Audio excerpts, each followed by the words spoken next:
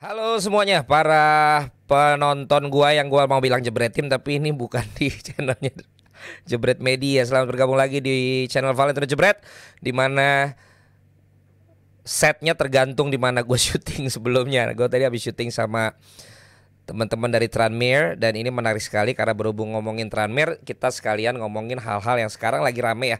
Karena sekarang lagi dibicarakan dan diberitakan bagaimana pemain-pemain, bagaimana pengusaha-pengusaha Indonesia ini ternyata banyak yang memiliki, atau beberapa pengusaha Indonesia memiliki klub-klub di luar.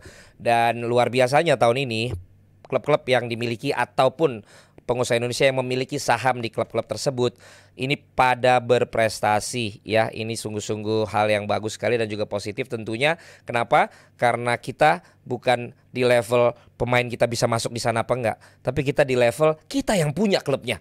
Bukan kita maksudnya, tapi orang Indonesia maksudnya gitu. Apakah dia yang punya atau dia punya saham di situ?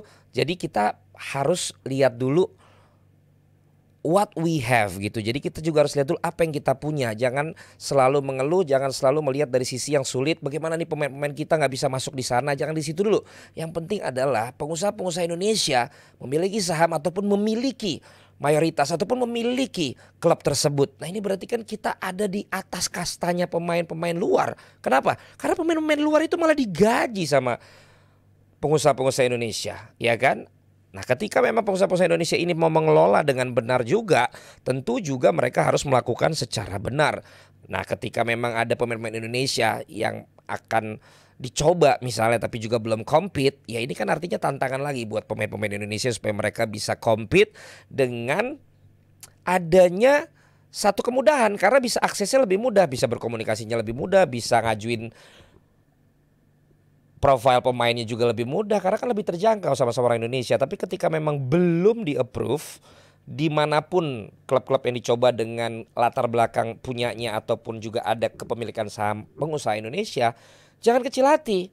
Kita bangga dulu sekali lagi karena justru pengusaha-pengusaha Indonesia yang punya kuasa atas pemain-pemain itu. Tapi mereka juga harus menjalankan ini sesuai dengan strategi bisnis, sesuai dengan strategi yang mau mereka dapatkan secara prestasi. Jadi ketika kita belum mendapatkan kesempatan pemain kita itu untuk bisa lolos secara seleksi, jangan kecil hati, tapi justru terus untuk bisa bersemangat supaya akhirnya bisa dapat di situ. Dan di luar itu banyak hal lain loh yang bisa didapatkan ya, misalnya akhirnya orang-orang Indonesia juga udah punya kesempatan bisa kerja di situ, jadi tahu cara mengelola klub. Lalu kemudian juga kesempatan lainnya adalah bertukar secara kota dengan kota, tourism yang seperti itu juga satu hal yang menurut gue juga bagus. Dampak lainnya juga kalau kita melihat adalah bagaimana kita berarti semakin punya kesempatan untuk melihat bahwa investasi orang-orang Indonesia juga bisa memiliki klub-klub luar yang siapa tahu nanti itu menjadi klub yang memang jadi klub favorit kita. Itu kan jadi sangat-sangat hal yang luar biasa. Tapi kembali lagi kenapa rame, yaitu gue bilang karena ini gue baca ya, ada satu dari CNBC, kemudian dari Pinter Politik juga. Ini kan CNBC kan ya kelas kakap lah ya. Di sini dibilang daftar Taipan Republik Indonesia pemilik klub bola luar ya, seperti yang kita tahu misalnya ada Hartono Bersaudara dengan Komonya sekarang 1907 yang naik bahkan sampai ke Serie A. Ada Alvin Sariatmaja, ini keluarga grup MTEK ya, dari grup Indosiar dan juga SCTV Video juga itu satu grup. Ini klub US Lecce dibeli 2022. Sekarang juga ada di Serie A. Kemudian nih yang baru naik ke Championship ada duet Pak Erick Thohir dan Pak Anindya Bakri. Ini di Oxford United, ini dibeli tahun 2021. Lalu juga dari Wanandi Bersaudara, ada dari Santini Group yang memiliki kepemilikan saham di Tranmere Rovers. Ini tim yang sempat juga ada di League One bareng sama Oxford, tapi memang ketika Covid mereka harus balik lagi ke League 2 dan sekarang sedang berjuang lagi juga untuk bisa naik. Mudah-mudahan bisa segera mengikuti jejaknya Oxford. Dan juga ada Pak atau Bang Siar Sitorus nih yang punya Verbroedering Render. Ini merupakan klub sepak bola dari Belgia yang promosi ke Liga 1 Belgia. Dan kalau gua nggak salah inget juga ada Pak Ade Wellington ya dengan konsorsium dengan grupnya yang juga ada saham di klub Spanyol. Belum lagi kepemilikan keluarga Bakri juga di Brisbane Roar di Australia. Jadi Mungkin juga bahkan ada lagi yang lain yang belum tercatat seperti yang tadi gue sebutkan di situ, karena bisa saja masih ada lagi yang kita juga belum tahu. Tapi ini menarik ya, kenapa? Karena ternyata bagi pengusaha-pengusaha ini pasti kan dua, satu memang suka bola jadi pengen punya bola atau punya klub bola di luar. Yang kedua ya mungkin memang secara bisnis juga jadi satu hal yang bagus bagi mereka untuk membangun relasi dan juga networking, ataupun juga melihat ada opportunity di sana dengan membeli klub di luar. Dan ini merupakan hal yang bagi gua hal-hal yang menggembirakan ya untuk Indonesia gitu loh. Karena jangan kecil hati ketika yang tadi gue bilang belum ada pemain Indonesia yang bisa di sana, tapi justru berbesar hatilah pemain-pemain yang udah di sana pun yang akhirnya diseleksi itu ternyata digajinya sama orang-orang Indonesia, bos. Jadi kalian semua harus bangga. Nah, kalau gue lihat sini yang menarik ya, selain dari Pak Erick Thohir kita tahu, bahkan mungkin Pak Erick Thohir juga gue nggak tahu deh ada tercatat di klub Indonesia atau enggak. Pak Anin juga ada tercatat atau enggak, tapi kalau keluarga Bakri kan memang ada tercatat dulu ya sebagai pemilik klub-klub di Indonesia. Tapi menarik bagi gua, Pak Erik, kemudian Hartono bersaudara, Wanandi bersaudara, Pak Sariat Maja ini, Pak Alvin, Bang Sihar, ini kan sebenarnya pasti bisa aja mereka juga, kenapa mereka nggak juga punya tim di Indonesia gitu. Nah, ini merupakan hal yang menurut gua menarik juga untuk bagi klub-klub kita, bagi sepak bola di Indonesia. Ini juga bisa mengevaluasi juga gitu loh, kenapa mereka akhirnya malah berinvestasi di luar yang mungkin bisa lebih besar gitu ya nilai investasinya, tapi mereka lebih memilih untuk berinvestasi di sana gitu dibandingkan misalnya di Liga Satunya kita gitu. Mereka padahal kalau di sana memulainya dari yang amatir, dari liga yang bawah, dari liga yang nggak langsung di peringkat atas gitu loh, tapi mereka tetap malah memilih berinvestasi di sana daripada di sini. Nah, ini gimana menurut kalian? Ini kan yang akan gue sampaikan karena gue merupakan bagian dari timnya Tranmere Rovers ya. Jadi gue hanya melihat dari sisi POV gue. Tapi kalau menurut POV kalian gimana? Apa sebenarnya menjadi latar belakang kenapa justru pengusaha-pengusaha Indonesia kita ini lebih memilih untuk berinvestasi di klub-klub luar walaupun mereka bukan langsung di top league, tapi mereka memilih untuk tetap berinvestasi di sana daripada berinvestasi di sini. Bisa saja mungkin belum waktunya atau mungkin apa, tapi menurut lu gimana? Tapi yang jelas kalau dari pandangan gua, karena gua berada di bagian timnya Tranmere Rovers juga, yang pertama memang yang gue tahu kebijakannya adalah due diligence-nya jelas gitu. Apa sih due diligence? Yaitu editan auditnya ya. Bahwa ini diaudit sungguh-sungguh benar-benar profesional, sehingga ketika lo berinvestasi, ketika Wanandi bersaudara berinvestasi di Tranmere, itu tuh jelas gitu 1% sahamnya itu senilai berapa, tapi kemudian apa sih yang dimiliki oleh Tranmere Rovers secara aset. Karena kan ketika kita mau mengambil atau membeli saham di perusahaan tertentu, tentu kita harus tahu juga dengan gue membeli saham sekian puluh persen, maka apa-apa aja emang yang dimiliki gitu. Apakah sekedar dokumen doang, apakah hanya sekedar dokumen plus pemain-pemain yang sedang menjalani kontrak, atau dokumen plus pemain-pemain plus fasilitas yang lain. Nah, itu yang mungkin kalau dari Tranmere Rovers melihatnya ke situ dulu yang pertama. Karena pada saat due diligence gue tahu banget bagaimana proses yang dilakukan. Karena ternyata Tranmere Rovers itu bukan cuma sekedar punya legalitas menjual atau menawarkan sahamnya, tapi juga menunjukkan aset-aset yang luar biasa. Tranmere Rovers itu ada stadion kandangnya namanya Prenton Park, itu 15.000 16.000 orang yang bisa datang. Terus di situ juga ada training ground lengkap dengan semua fasilitas yang dinamakan The Campus. Jadi mereka punya training ground, punya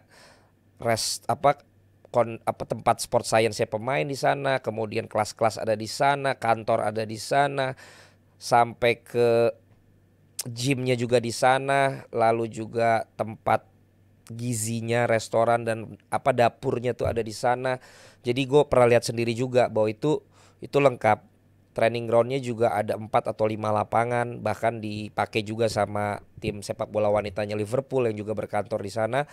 terus juga aset-aset lain yang mereka akan kembangkan gitu. Jadi yang pertama itu memang sekali lagi due diligence-nya tuh jelas gitu.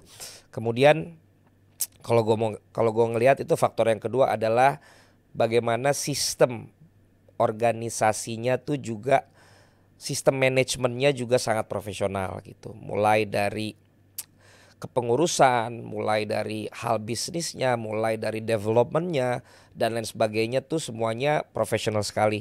Dan ini yang membuat semuanya transparan, semuanya bisa dipertanggungjawabkan, semuanya itu bisa tercatatkan gitu, dokumen-dokumennya dan lain-lainnya, apapun itu, sehingga ketika memang nanti juga katakanlah mau menjual sahamnya lagi atau mau melepas sahamnya lagi, semuanya itu bisa berjalan secara business as usual gitu. Jadi nggak ada hal-hal yang tidak kelihatan, nggak ada hal-hal yang justru merugikan, nggak ada hal-hal yang bisa baru ketahuan di belakang gitu. Terus kemudian yang ketiga atau yang selanjutnya adalah ya kalau gue mau kalau gue lihat adalah bahwa adanya kepercayaan di sini, bahwa ketika ini adalah satu bisnis baru ataupun satu unit yang baru dari grup Santini ini, tapi kemudian karena poin 1 dan poin 2 tadi, maka rasa percaya itu ada gitu loh. Dimana rasa percaya itu bisa ada berdasarkan kekuatan dari apa yang sudah diaudit, apa yang sudah dilihat, apa yang kemudian sudah dijalankan oleh mereka, itu yang menjadi nilai untuk menjadi satu kepercayaan bagi Tranmere Rovers yang diakuisisi oleh Santini Group. Nah, ini mungkin hal yang juga belum tentu bisa didapat bahkan ketika berinvestasi di klub Indonesia, mungkin ya. Kemudian yang keempat itu adalah melihat atau mendengar berita-berita bahwa katanya kalau di Indonesia mah investasi bola itu hanya bakar duit, hanya hobi, hanya untuk menjadi satu alat kendaraan tertentu. Nah, sementara kalau pendekatan pengusaha-pengusaha ini pasti kan tetap yang namanya mengambil unit usaha gitu adalah bisnis oriented gitu. Jadi selain untuk awareness nama, tapi kan juga pasti untuk satu kepentingan bisnis. Dan kalau dilihat di Tranmere Rovers ya, bukan melulu tentang bisnis juga, tapi seperti kalian lihat bajunya juga yang diambil adalah baju dari Indonesia. Kemudian juga kita punya banyak kegiatan di Indonesia, tapi itu tidak menghilangkan bahwa nantinya ini bisa dikelola secara profesional juga, tentunya secara bisnis harus bisa menguntungkan. Walaupun sebenarnya mungkin sekarang nggak bisa dibandingkan sama yang dulu ya. Sekarang sih dengan klub bola di Indonesia udah ada yang IPO, udah ada pengembangan usaha dari klub-klub Indonesia. Gue lihat sih ya ini udah dalam momen yang mungkin sekarang untuk bisa untung di klub Indonesia juga mungkin udah bisa gitu. Dan kemudian yang kelima yang gue lihat juga adalah kepastian dari liganya itu sendiri. Walaupun di liga kita bicara Tranmere, sekali lagi walaupun ini waktu kita ambil itu di divisi 1, di Liga League One atau divisi 3, dan sekarang ini ada di divisi 4 atau League 2, tapi kepastian akan penyelenggaraan itu benar-benar terjamin gitu. Jadwalnya jelas, kemudian juga pendapatan juga jelas, misalnya dari hak siar, misalnya main di FA Cup, main di Carabao Cup gitu ya. Kedatangan tim dari Premier League itu jelas hitungannya, lalu juga pendapatan dari penyelenggaraan pertandingan juga jelas per match, belum lagi dari official merchandise-nya. Untuk berjualan, untuk memarketingkan juga jadinya pasti karena semua jadwal juga udah fix, semua jadwal juga udah oke. Nah, ini yang juga mungkin harus menjadi perhatian bagi pelaksana dari sepak bola liga di Indonesia supaya juga semakin menarik minat gitu. Makanya inilah yang kalau menurut gue ini pandangan kenapa dari point of view gue yang ada bersama dengan pemilik dari Tranmere Rovers secara kepemilikan saham yaitu Santini Group jadi alasan untuk itu. Nah, gua nggak tahu bagaimana dengan pengusaha-pengusaha lain yang juga ngambil klub-klub yang tadi gue sebut ya. Dari Jarum, Hartono keluarga itu di Komo, Pak Erick Thohir, Pak Anin, kemudian Pak Alvin sama Pak Sihar. Gua nggak tahu sih, tapi menurut gua di antara 5 itu juga mungkin ada yang menjadi alasan kenapa pilihan itu yang mereka ambil untuk tidak dulu mengelola atau memiliki, bukan mengelola, memiliki klub di Indonesia. Mungkin lo juga ada yang nggak setuju, mungkin ada yang mau nambahin, silakan tambahkan saja poin-poinnya. Tapi ini point of view yang gue tahu ya. Walaupun kisah lain juga jelas ada kedekatan emosional bahwa salah satu dari Wanandi bersaudara, Mr. Wandi kan memang fansnya Liverpool. Nah, memang Liverpool itu dekat dengan Tranmere. Jadi mungkin ada ikatan emosional di situ juga selain memang benar-benar suka bola gitu ya.